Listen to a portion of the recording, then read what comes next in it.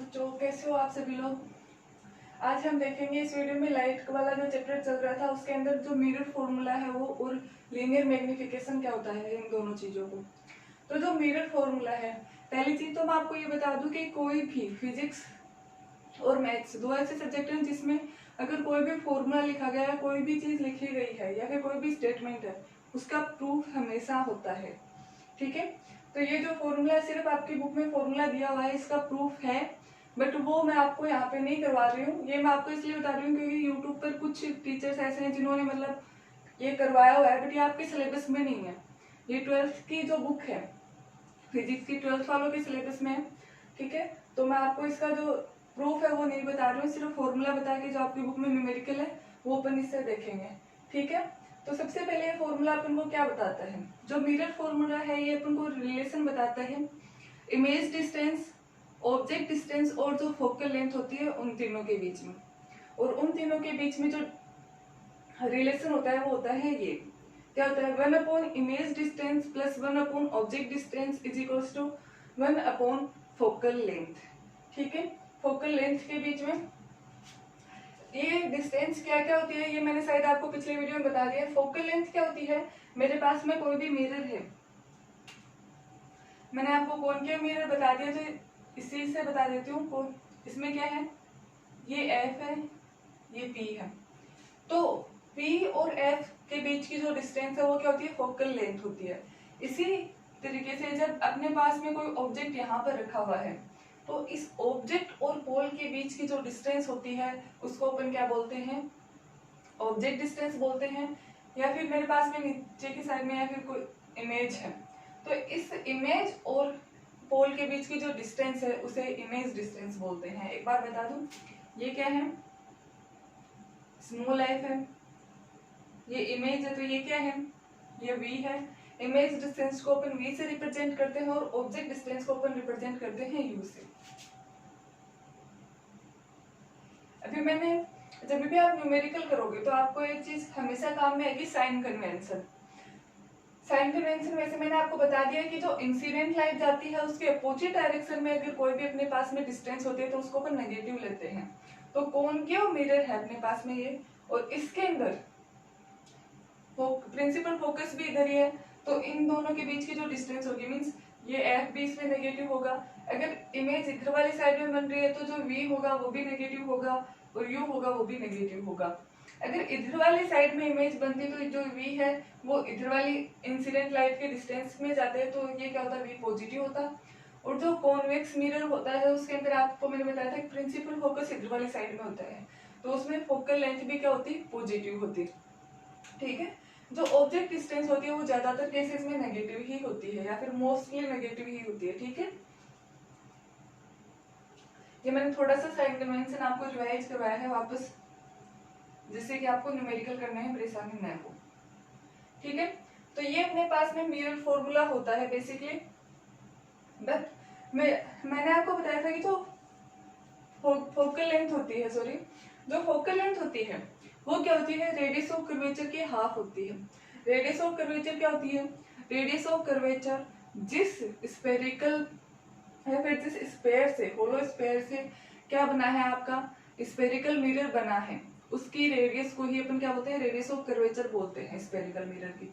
ठीक है, ये प्रिंसिपल फोकस की जो फोकल लेंथ है आपकी वो रेडियस ऑफ कर्वेचर की हाफ होती है। ये फॉर्मूला अगर मैं इसमें मिरर फॉर्मूला में अप्लाई कर दूं तो एफ की जगह मैंने क्या लिख दिया, r/2 लिख दिया, तो इससे ये फॉर्मूला आ जाता है।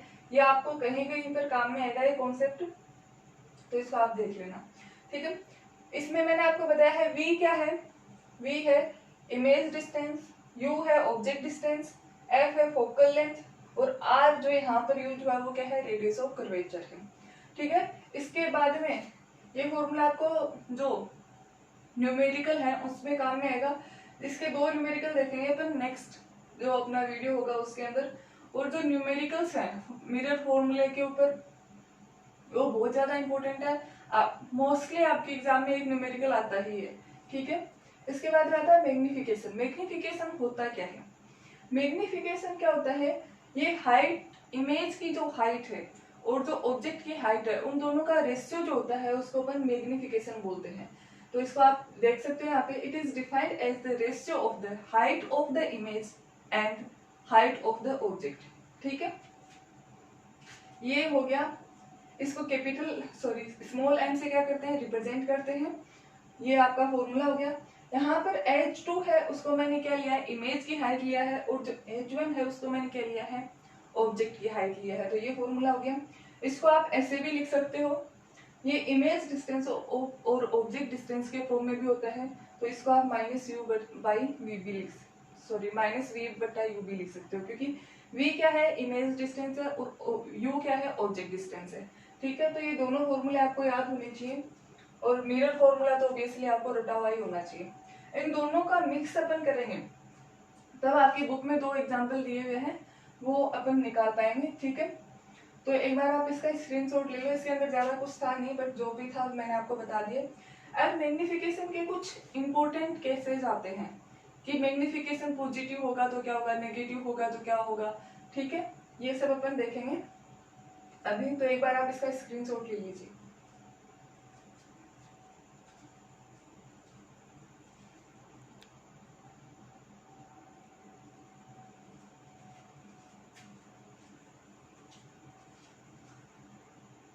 हाँ, तो अभी अपन देखेंगे जो इम्पोर्टेंट केस बनते हैं। ये केस वैसे आपकी बुक में नहीं दे रखे हैं, आपकी बुक में सिर्फ फॉर्मूला दे रखा है, बस इनका छोटा सा डिराइव कर रखा है, इनको थोड़ा सा दे रखा है आपकी बुक में, बट मैं आपको इनका एक बिल्कुल विस्तार से समझाना चाहूंगी, क्योंकि ये आपके न्यूमेरिकल के पर्सपेक्टिव से बहुत ज्यादा इंपॉर्टेंट है। अगर आपको ये नहीं समझ आए तो आपको न्यूमेरिकल कभी नहीं समझ आएगा। ठीक है, तो आप एक बार इनको देख लो। इसमें सबसे पहले देखो, इमेज बनती है उसका और लीनियर मैग्निफिकेशन होता है उसका क्या इफेक्ट होता है। आपको मतलब अगर एम मैं दे दूं, कोई भी एम मैंने दे दिया, तो आप कैसे बताओगे कि इमेज का नेचर क्या है, उसकी साइज क्या है। ठीक है, वो अपन इस इमेज देखेंगे। तो सबसे पहले मैं बता रही हूँ कि जब इमेज है वो मैग्निफाइड हो, मीन्स जो अपना ऑब्जेक्ट है उससे बड़ी हो, तो अपने पास में क्या होगा, h2 क्या है, ज्यादा बड़ा है h1 से। h2 ज्यादा बड़ा है, जब ऊपर की जो डिजिट है वो ज्यादा बड़ी होगी तो m क्या होगा, 1 से ज्यादा बड़ा होगा। ठीक है, तो ये लीनियर मैग्निफिकेशन क्या हो गया, 1 से ज्यादा बड़ा हो गया। देखो इसका मैं बताऊं, अगर मेरे पास में ऊपर 4 है और नीचे क्या है, 2 है, तो ये क्या हो गया, 1 से ज्यादा बड़ा होगा, क्योंकि ऊपर वाला क्या है, नीचे वाले से बड़ा है। ठीक है, बट अगर मैं ऐसा कर दूं कि दोनों को बराबर कर दो, तो ये एक मतलब 1 के बराबर आ गया। और अगर मैं इसको ऐसे कर दूं, नीचे वाले को ज्यादा बड़ा कर दूंगी, तो ये क्या आएगा, 1 से कम आएगा, मीन्स 0 पॉइंट में आएगा। ठीक है, तो यही सब मैंने इसमें बता रखा है। फिर अगर इमेज की जो साइज है वो क्या हो, ऑब्जेक्ट की साइज के बराबर हो, मीन्स h2 है वो h1 के बराबर हो, तो m क्या होगा, 1 होगा। ये वाला केस हो गया। डिजिट के फॉर्म में इसलिए बता रही हूँ क्योंकि कई बच्चों की जो मैथमेटिक्स होती है वो बहुत ज्यादा कमजोर होती है, तो उनको नहीं पता चलता है कि ऊपर वाले डिजिट के बड़ा होने से कैसे पता चलेगा कि मतलब ये 1 से ज्यादा बड़ा होगा। ठीक है, तो ये मैं आपको थोड़ा सा एक्सप्लेन कर रही हूँ। फिर इसके बाद में आता है केस 3। अगर इमेज की जो साइज है वो छोटी हो ऑब्जेक्ट की साइज से, तो क्या हो गया, ऑब्जेक्ट की साइज ज्यादा बड़ी है, ऑब्जेक्ट की साइज ज्यादा बड़ी होगी तो ये 1 से क्या होगा, कम होगा। अभी देखो, अभी अपन को ये देखा, इमेज की साइज देके अपन क्या निकाल रहे हैं, लीनियर मैग्निफिकेशन का जो रिलेशन होता है वो निकाल रहे हैं। बट मैंने कोई भी न्यूमेरिकल निकाला, मैंने एम निकाला और वो एम है वो 1 से ज्यादा बड़ा आ रहा है, तो मैं क्या कह सकती हूँ कि जो इमेज बन रही है वो क्या बन रही है, ऑब्जेक्ट की साइज से ज्यादा बड़ी बन रही है। ठीक है, तो इस तरीके से आपको काम में आएगा। अगर कभी लीनियर मैग्निफिकेशन 1 आ जाए तो आप बता सकते हो कि जो ऑब्जेक्ट की साइज है और जो इमेज की साइज है वो क्या है, बराबर है।